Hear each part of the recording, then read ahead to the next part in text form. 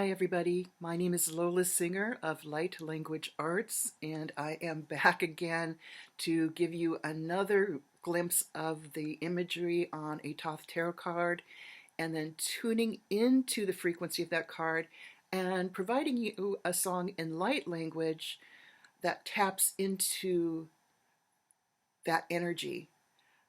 This is always an interesting experience for me because I never know how the cards are going to sound. And hang on to your hats because I think this is going to be very interesting. I've actually got one of the most powerful cards in the tarot deck coming up. And to be honest with you, I'm a little intimidated. It's so much going on in this card that it's hard to explain it. Here we have Atu. Atu means it's the number, the Roman number on the top of the card. Atu number 2, the Priestess. There is a special occult message about the number 2 that I'm going to share with you guys. And it is 0 equals 2. So I'm going to start with that. So, the great unknown, source, whatever you want to call it, in folklore, and especially in the Hermetic Western tradition, which these cards come from, is usually represented by a circle, one aligned with just a circle that's drawn with a line. Okay, so you've got your circle, and it's the great unknown, the great nothingness, and then the great nothingness realizes there's something missing. It has a consciousness, but it has no way of measuring its consciousness. So somehow the circle twisted into an upside down figure 8, which is the infinity sign, and which is also what's called a lemniscate.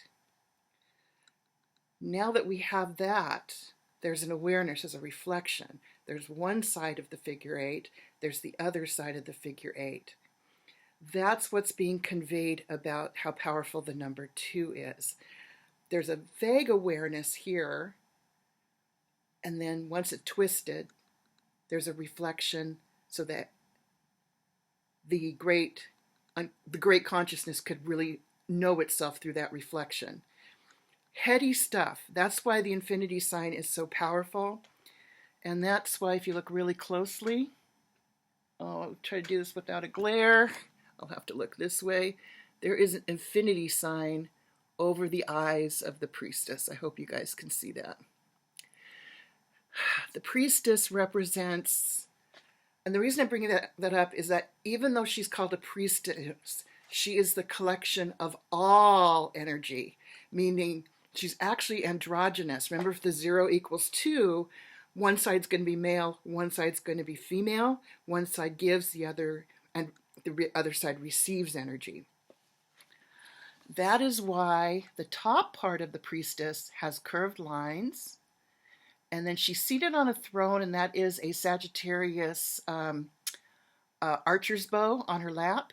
But notice underneath that bow, there's straight lines, which represent male energy, and her legs are rather athletic and thick, so she's looking more male there.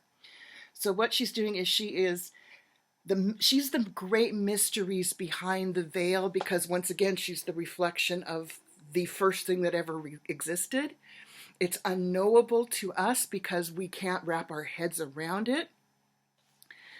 So she is representing mysteries. And that's also the dark void that we the abyss, the greatness that we can not really experience with our minds.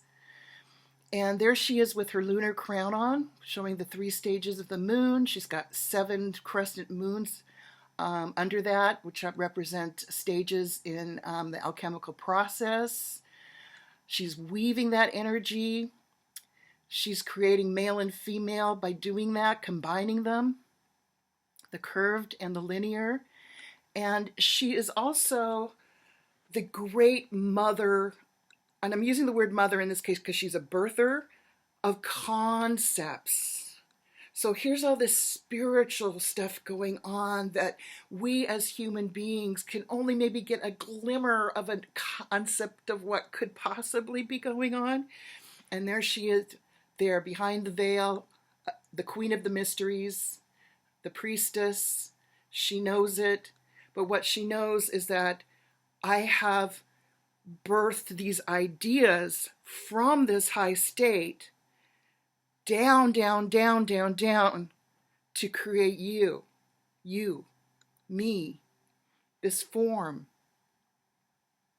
So what she's trying to tell us is that there's a direct connection to divinity once she starts weaving this energy together, and we become a spark of her creation.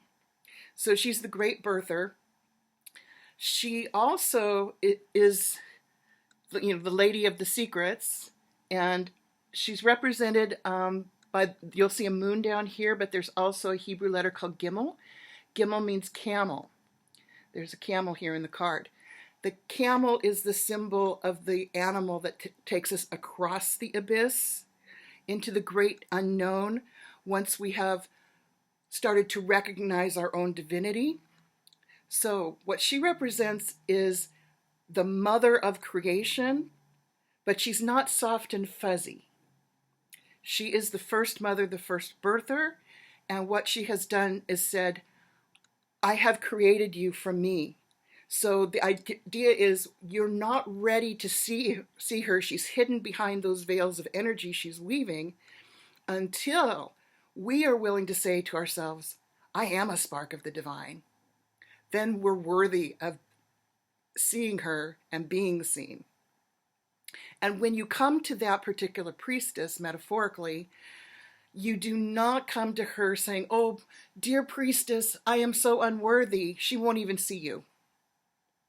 She will only see you when you are standing in your strength. And that full strength means that you recognize you are the child of her divine weaving. You are a child of the divine source, of which she is the 2. That is really still the 0. Heady stuff, I know. I hope I've done her justice. Now, this is, the archers here is Sagittarius. So when you think of an archer, she's creating and weaving this energy. She's ready to shoot these sparks of the divine down to earth. But when you think of an archer, you think of the arrow moving quickly, but no, first the arrow is being pulled, the bow is being pulled back, and it requires precision. And so, yes, it will hit its mark because it's Sagittarius, so the divine spark will get to earth, but she's weaving things together. She doesn't do things haphazardly. So I guess the message is, you're not ready to see her until you are ready to see that you are a part of her. Oh my goodness, I hope this makes sense to you guys. I knew this was going to be a handful to try to explain some things here. So let's see what she sounds like. This is going to be interesting. I'm going to tune in with light language and see what comes through as priestess energy. It's interesting because I feel it in my heart, and for some reason I'm already feeling like I want to cry. This is a very powerful connection, so let's see what happens.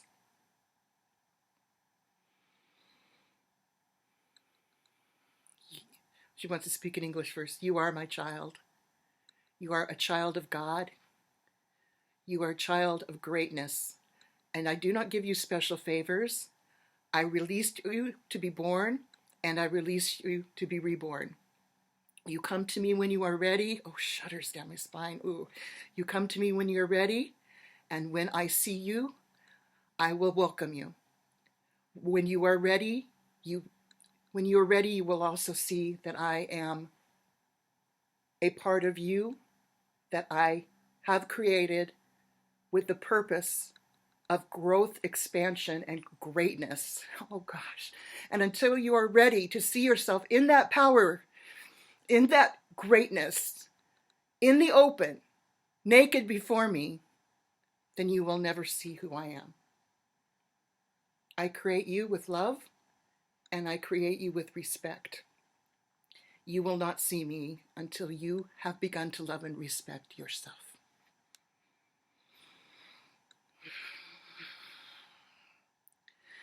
You Sela, she's going to speak. Ah, kiteo son te kateo, not saying amakio nakala iniokahala te se kotomala. I no kohono, I kohono maya, I sala, anate kohono. Ama se ashala keo sento kala. Ah, alateo que seo son deo ma calateo sopas. Aseo calateo sopas. Amaya keo no mahala neo tohono se calateo. Ene que sea ate kohono. Mito kolo maseo tohon mesea. Ene ke o komaya teo no mas ante ke ala teo sono mahaya. Miteo, miteo, miteo, miteo, miteo. You sama holo mayana seyo no ya no. Iso makala ne anahalana seyo no ya no maho. Io no seo no mahamala, amala, amalea nisalama hoyo no maho. Io no serana mahalea no hala. Amahea ne hale hale o no ma hayana mayo. Hino kosala andikiala tio sonomas anakio to honomaya ti ala enikio sonoma teo kala tio sotopas. Isara no kohonomala aikolo maseo.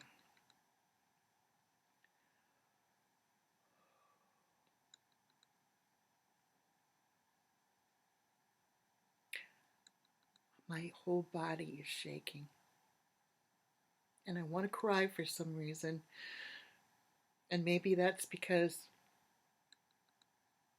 she is reminding me of my greatness and my connection, which we oftentimes deny ourselves here, thinking we're nothing on earth. We're just little bodies moving around on this planet, but we're really so much more. Long video, I know. I hope you stuck with me. Thanks for listening. Bye, guys.